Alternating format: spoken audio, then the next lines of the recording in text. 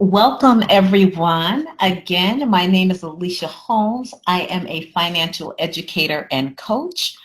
I always say that my North Star is seeing the Black community or Black communities across the diaspora prosperous and thriving, and that no one gets left behind. My personal mission, passion, and purpose is the financial empowerment of women, particularly women of color and Black and Latino women. And lastly, I have to say that it's my belief that I truly, truly believe that the hope for the future of humanity, of women. There's so much that I could say about that, but we have 30 minutes and that's a segment in and of itself. But this is the mission I have and the passion and the work that I am doing in the world. Okay, a little bit about myself.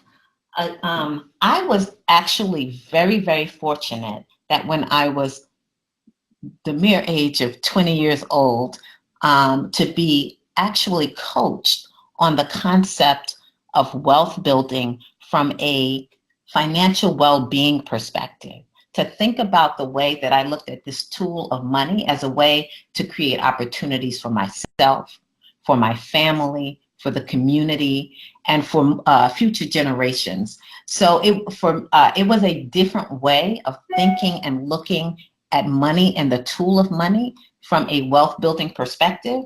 I so remember I was at an event on my college campus. It was an alumni event, and I'm there with some friends, and we're joking about being rich. And a little later on, I'm on the dance floor, and the person I'm dancing with whispers to me, "Do you want to be rich or do you want to be wealthy?" And like many of you, I really, and particularly at the age of 20, I really did not know the difference. And he said something to me that was going to end up being life-changing for me. He said, I asked him, what is the difference? And he said that if you're rich, you have money, and that if you're wealthy, you have time. I was completely and totally intrigued, and I knew that I wanted to know more, and I was very, very curious. So this concept, rich, money, wealthy, time, it was a complete and total paradigm shift to look at it. So the current paradigm and everything that I had ever known and learned was that you exchange your time for income, you spend that income. You exchange your time for income, you spend that income. You may do some savings, but generally the paradigm is to exchange your time for income. So what I was introduced to from the idea of wealth building, become masterful at managing that income in a way that is directed towards your values, dreams, and you invest it. And you do that until your investments are working for you in a way that you no longer have to exchange your time for income. It was a concept of financial freedom, financial independence, wealth building, opportunity building, and living the life of your dreams. So after having this information, as was shared with you, I hit the ground running, and I was able to use the information that was given to me to be a self-made millionaire when I was in my early 30s and financially independent in my early 40s. But I want to stress that I did this while working at nonprofits my entire career and making very, very little money. But I had the right information, the right strategies, and the right mindset. So it's my mission and passion to share what was shared with me, because I feel very often that information is not being passed down to us, and it certainly isn't being taught in the school system. So what did I learn that was life-changing? I can summarize it into 3 categories. I learned about the concept of net worth. So what is net worth? Net worth is when you take everything you own, You subtract everything you owe, and that bottom line is your net worth. So I was taught, instead of focusing on your income, the wealth mindset is shifted to focus on your net worth, and your income is only in service to your net worth. And I can say to you, if you take nothing else from this conversation, the shift to focusing on net worth versus income will make you pay attention to things in a way that will be so powerful for you in terms of living the life of your dreams, having a lot of financial stability, and also thriving financially. The next thing that I learned was to be masterful at managing money, and that is managing how resources flow in and out of your life. And without being masterful in this area, nothing else really will change. And I often say, if you can't manage $100, you can't manage $1 million. And unfortunately, I have evidence to show that this has happened for many people. And so I was taught some of the specialized knowledge, strategies, understanding, ways of being and thinking to be masterful, to be a steward actually of your money. And the last thing was to invest. Saving does not build wealth. Very often, there are narratives for women and narratives for people of color that keep us out of the investing game.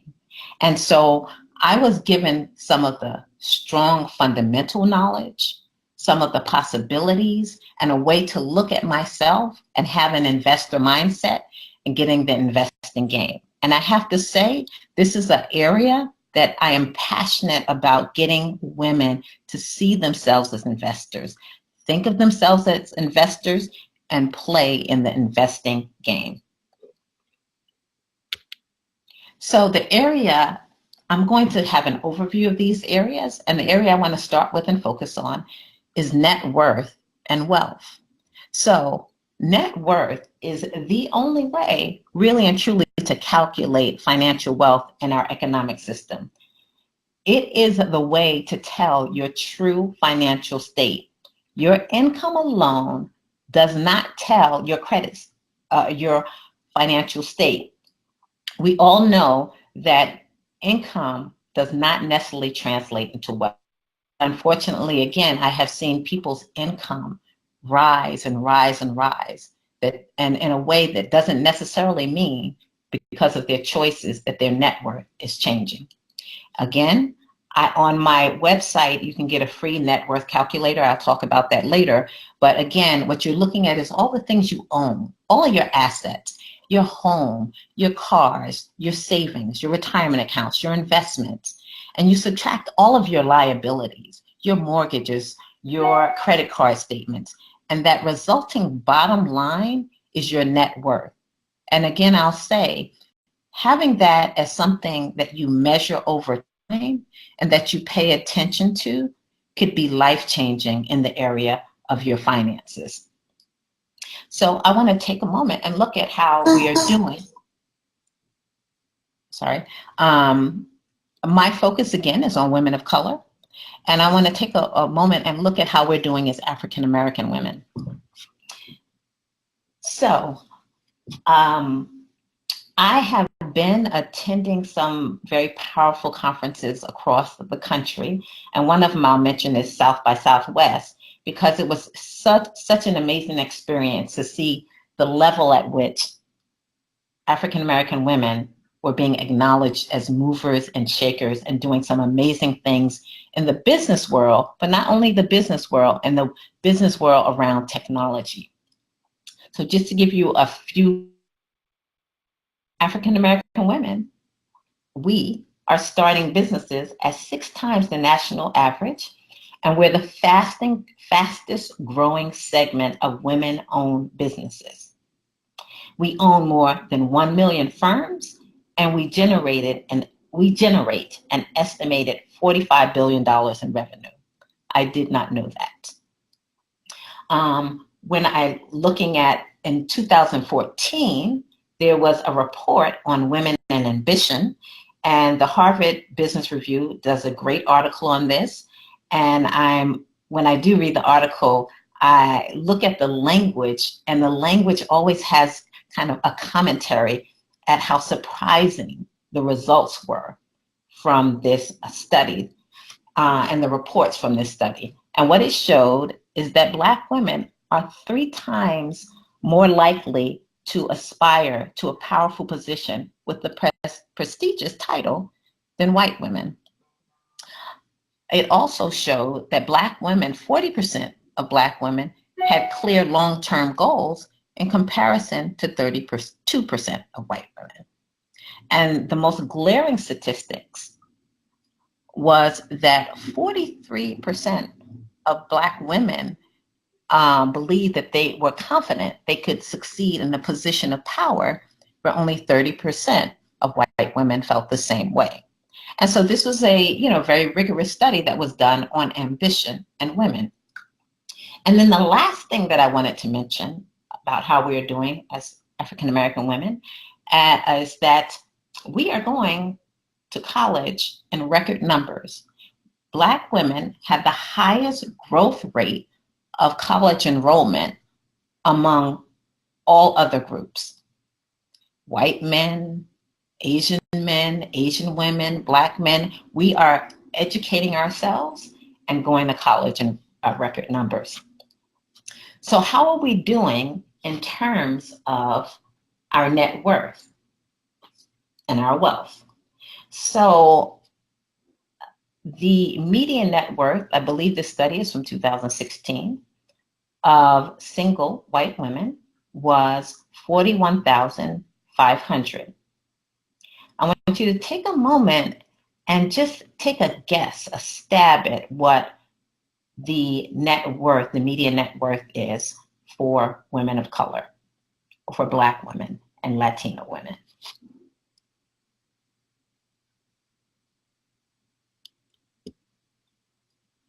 So how are we doing in terms of our net worth?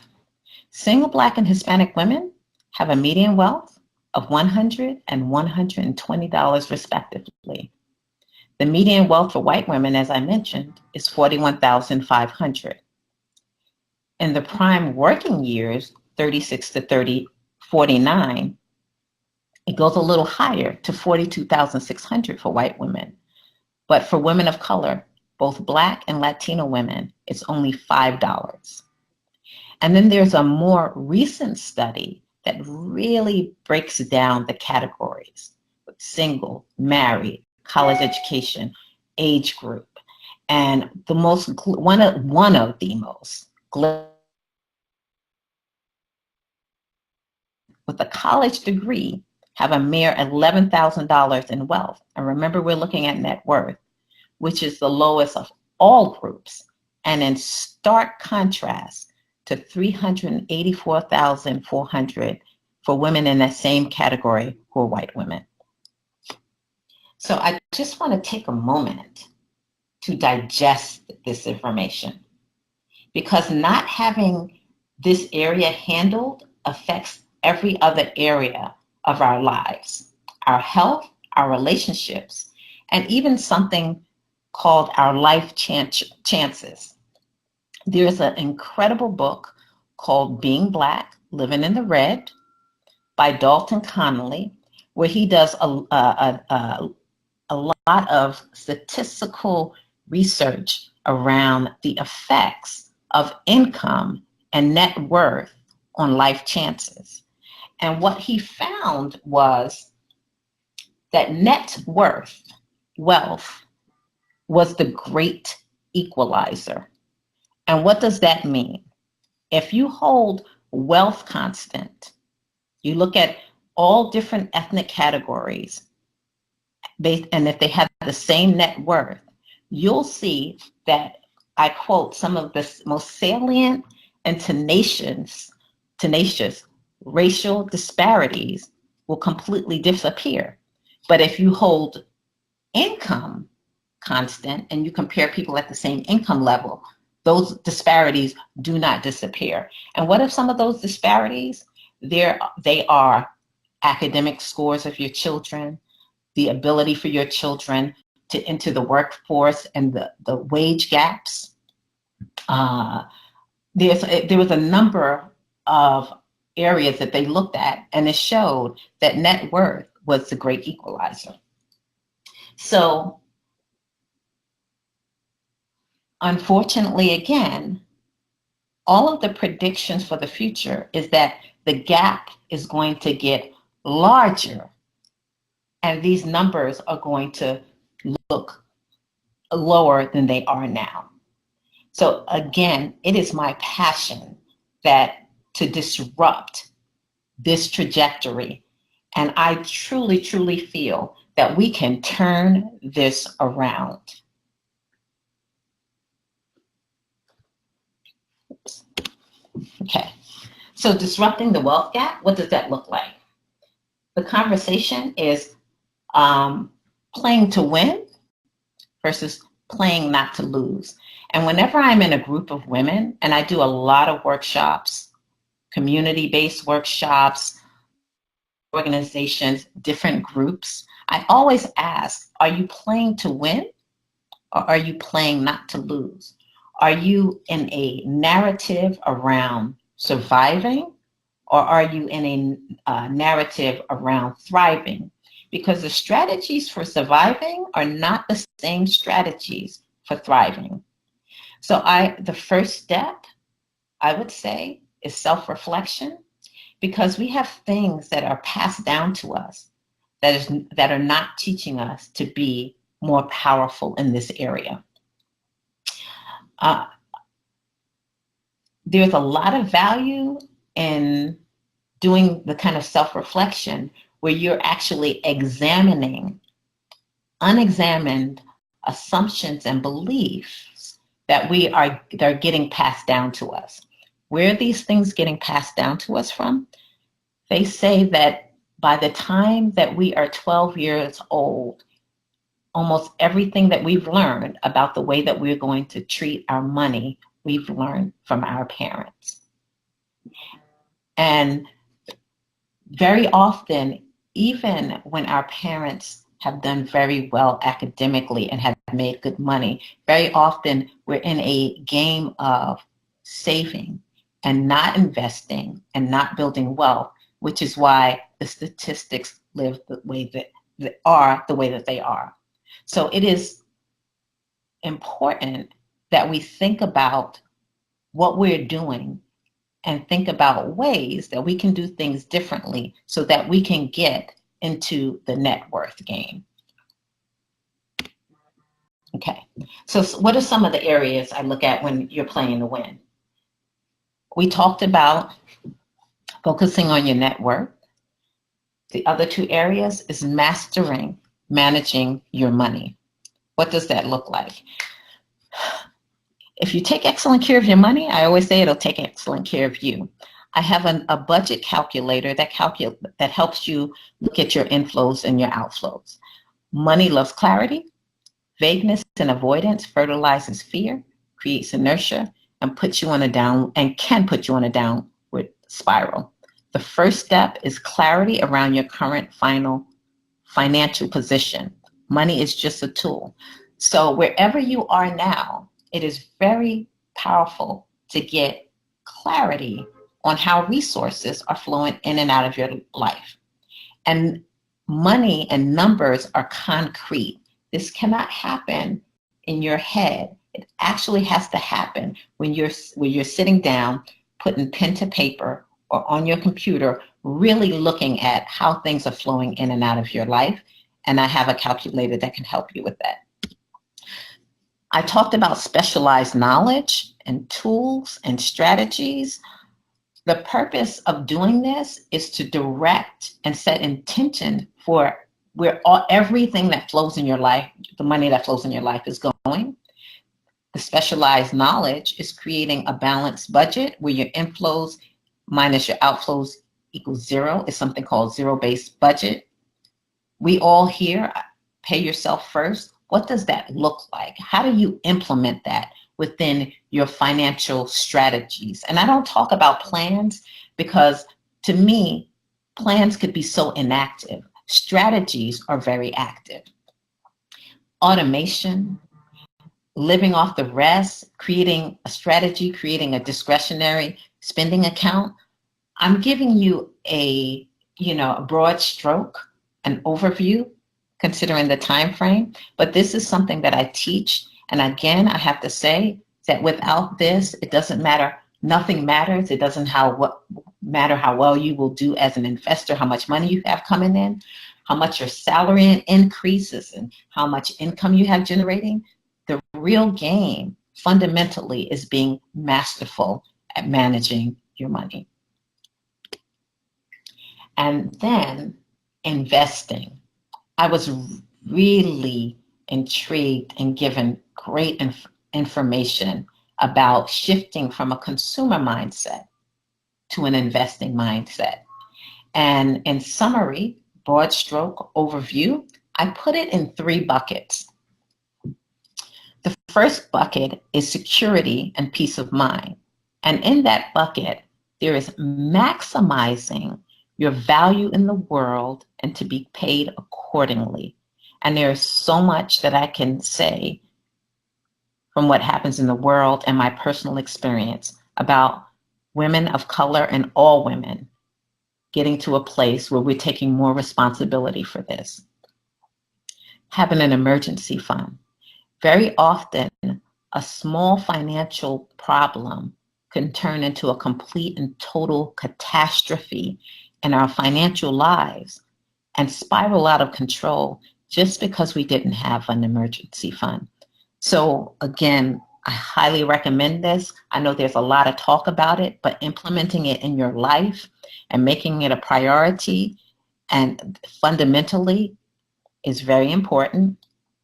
And then having the appropriate life insurance, because I feel like very often we're sold insurance products that may not be appropriate for us when we should be in our risk and growth bucket.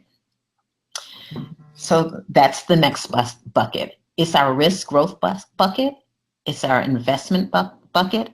I often ask how many people are investing, and very often many women don't raise their hands. But if you have a retirement account, you are investing. And I say properly investing for retirement is huge in this area. And not having some of the most fundamental information, and I teach this in a workshop, could have you leave hundreds of thousands of dollars on the table. Not understanding and what that return will mean over time for the growth of your money, what the fees are associated with it, and how to compare it to benchmarks. The other thing in this bucket is owning a residential home. Owning a residential home is a huge way that people build their wealth, equity, and have a place where you're also preparing for growth and retirement. The last bucket I call the dream bucket. And what is the dream bucket? The dream bucket is where a percentage of the money that you're putting towards investing goes into areas that can accelerate and have you live your dreams. Right now, we are in the 4th industrial revolution, and there are investment opportunities now that may not come again in our lifetime. I remember when I am in New York, I know everyone isn't in New York, but I remember the time that real estate investing in New York was accessible, and it was a powerful vehicle for building wealth. And at that time, I was advocating for people to really take that seriously. Then I remember the 3rd industrial revolution of the internet and all the opportunities to invest in some small companies that were going to change our future and innovative in the way that we live in ways as never before. And there's something about when those companies are cheap, just getting in the game and playing a bit in that game. And that's the investment in innovation in the future and investing and owning investment property. I have to say, very often, that is women, particularly women of color, where the greatest opportunities are. And right now, many of these opportunities are in their infancy, and it doesn't take a lot of money to get started, but it does take a commitment to educating yourself and getting the knowledge, such as the cannabis industry. Paying attention to cryptocurrency and what currency is and how that area really is shaping our future. Because when the internet started, people were saying some of the same things about the internet that they're now saying about cryptocurrency. And the truth of the matter is, across the world, so many millionaires and close to billionaires have been made from that area and paying attention to that area. And I can tell you, very few of them look like women. And definitely not women of color. And when I'm in that space with people investing in the places where the greatest opportunities are, I'm very often the only Black woman in that room. And I want to see more of us in that room. So I'm going to begin to wrap things up. Coming to a close, if you can think about what you are discovering, if anything, from this conversation. What did you see, discover, learn? If there's anything that you can do differently, I know this is a very short conversation. I have an investing masterclass for women and a wealth building intensive for women that I'm going to talk more about. Just a little food for thought. This is a statistic. At the current rate of wealth creation, out of 100 workers at age 65, one will be wealthy, a net worth of 5 million or more. 4 will be financially independent, a net worth of 1 million to 4.9 million. 41 will be working, and 54 will be dead broke. And just to look at what choices, what information you have, and where you will land in this statistic. Okay, I want to thank you for your time and attention. For more information, visit my website, wealthywomanmagic.com. I have an investing masterclass for women of color. That's on June 15th. It's from 1 p.m. to 6 p.m. Again, I go over the fundamentals of investing, and then it's very hands-on. Everyone brings their computer. I told the low-hanging fruit. It doesn't take a lot to get started. And if you're, and wherever you are, whether you're working with an advisor or you're more interested in investing on your own, what do you need to know, and where can you go? From everything from cryptocurrency to college savings accounts, investing for your children, buying stock, using robo-advisors, a very robust understanding. You'll leave that masterclass really having a strong understanding of how you can invest and be in the investing game. I also do a 3-month intensive immersion, intensive program on wealth building, where you spend some real time looking at how resources are flowing in and out of your life, investing and making some different choices in your life. And that will be in the fall. And I do not have that information yet up, but if you check my website sometime in August, that information will be available. And I want to thank everyone and leave time for some questions. Great. Thank you, Alicia.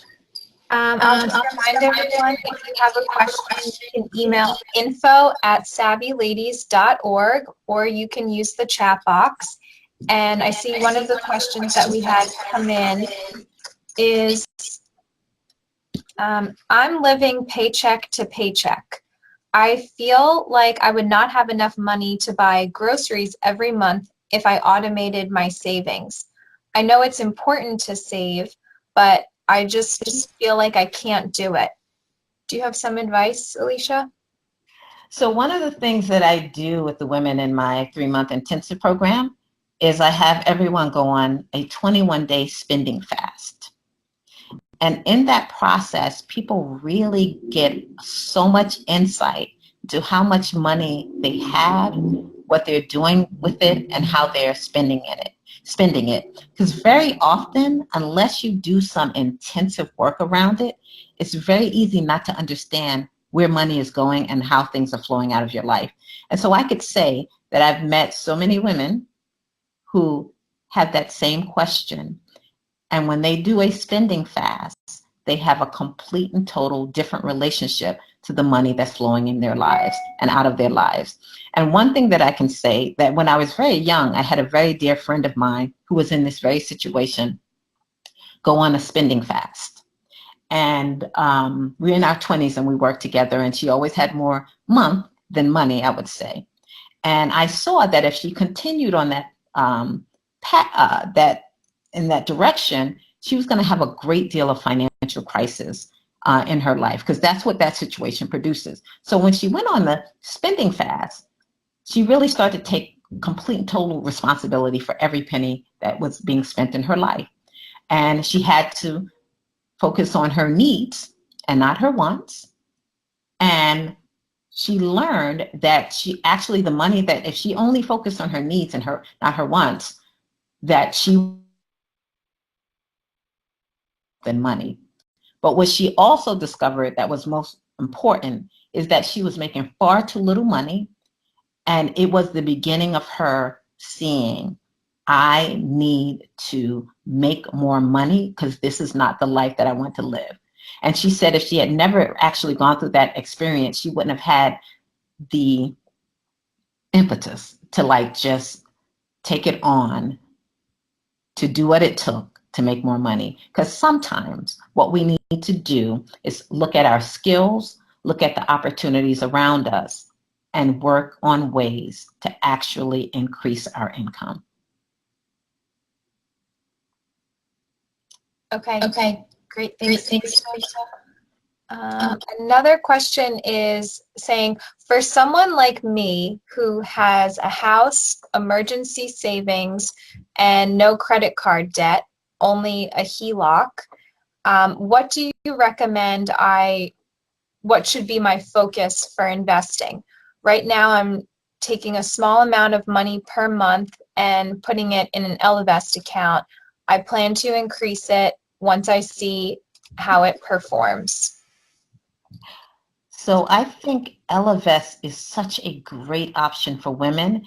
And I just want to say kudos to you because you're doing some great things. But the area that I find very often we don't play in, as I mentioned before, dream bucket. So you have a lot of things handled.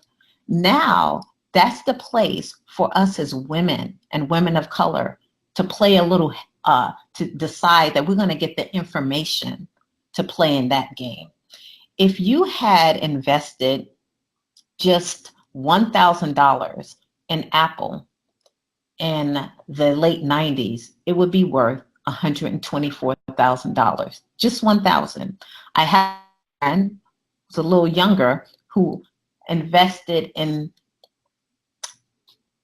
Bitcoin when it was 47 cents. And she didn't put a lot of money in, but if you had just invested $1,000 in Bitcoin at the time that she did when it was 47 cents, and it's now, well, at the time I calculated it based upon the fact that it's 5,000, but it's almost at 8,000 now, you would have had a little over $10 million. I'm not guaranteeing that anybody could get those kinds of returns, but what I can guarantee, if you don't play in those high potential areas, you're guaranteed that you won't get those returns. There are huge opportunities out here, again, I'll say, that may not present themselves again in our lifetime. And they're in the area of wherever technology is a disruptor, in cannabis, and again, and in the area of technology as a disruptor from the Internet of Things, artificial intelligence, 5G. There are huge opportunities. Some portion of the money that we're investing as women, we have to think about being a little more aggressive and looking for opportunities for innovation in the future. Okay. Yes, and the last thing I'll say about that is the way to get knowledge is to look up for places where there are conferences, meetups, knowledge, and be in the room so you'll find out what's happening and where potential opportunities are. made the biggest difference in my life of where I invest. Okay, great. And I see we have some more questions that are coming in, so I hope you have some time, Alicia, for a couple more questions. Sure. Okay, the next one is saying, if you have children, how do you balance investing versus saving for their college and their futures? Yeah, so much. So that inflows and outflows, and to become masterful of setting up an intention for all of your money is critical. And usually looking at that picture, like, okay, what do I have coming in and where is it going? And making sure you're shoring up all of the areas in terms of paying yourself first, investing for your children's education, um,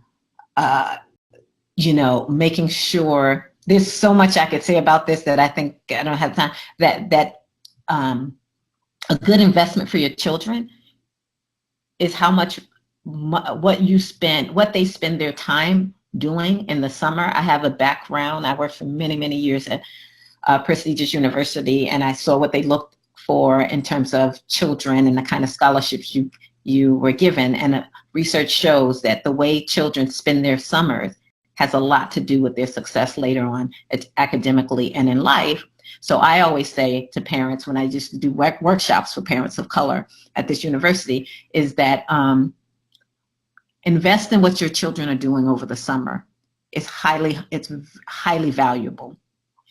So that's one thing that I could say. And then it really is, you have to have your whole financial picture and just be clear about where your priorities are and how you're allocating money to those priorities.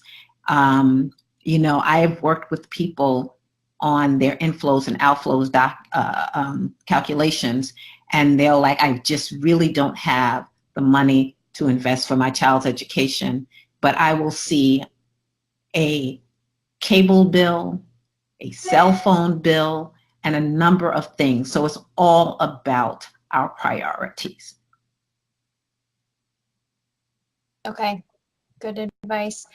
And another question for you is, starting off, thanking you for the talk and information.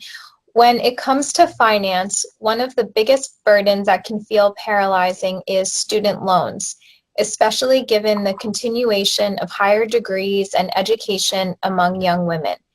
Any guidance on how to address financial liberation amidst paying off big student loans? So, this question comes up very, very often.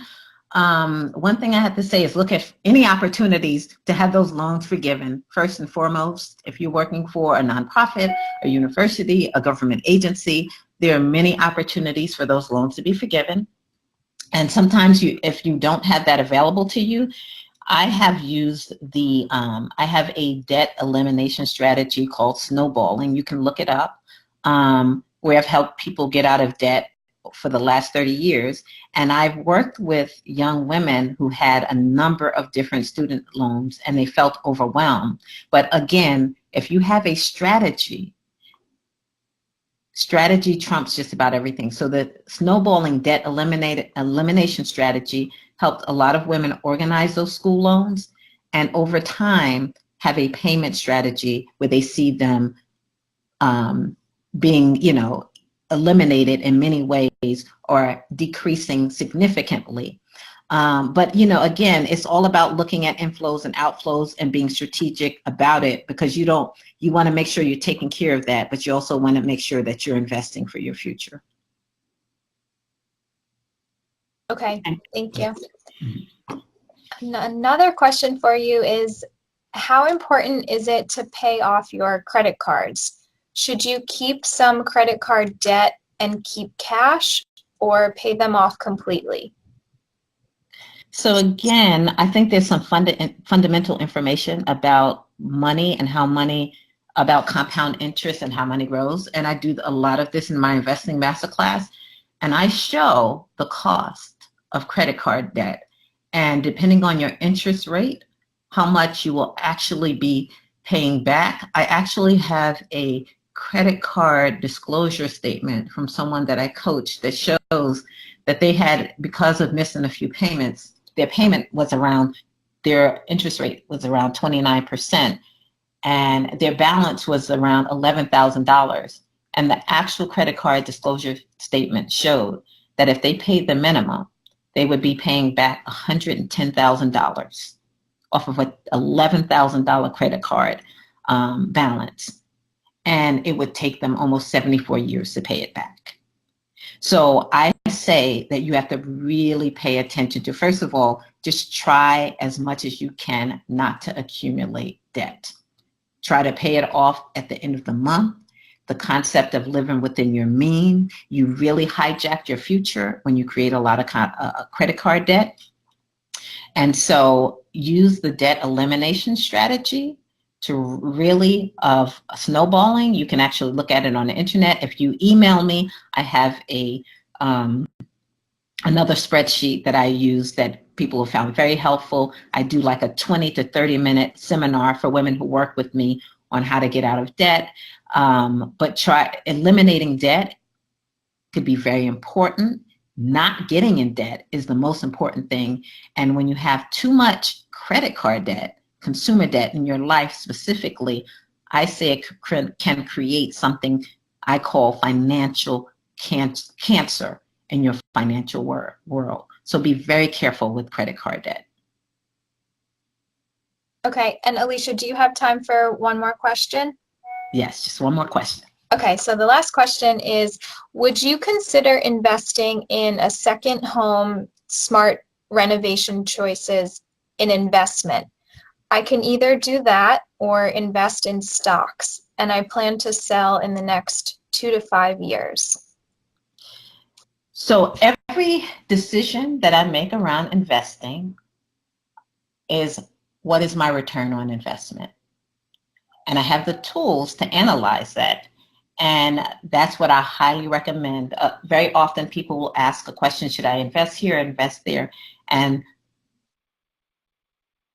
the only question on the table, because it's about investing, is, what is my return on investment?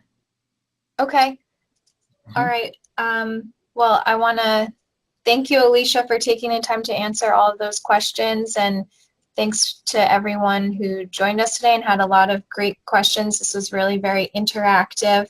So thank you so much, Alicia. And we'll be sending out the information for Alicia's masterclass. And I'd encourage you to check on her website for upcoming classes. Thank you so much, Alicia. Welcome. It was great actually doing this webinar. It's my first webinar. You do a lot of in-person speaking events, and I hope everyone found this helpful. Great. Thank you so much. Thanks, everyone. Thank you. Bye-bye. Bye-bye.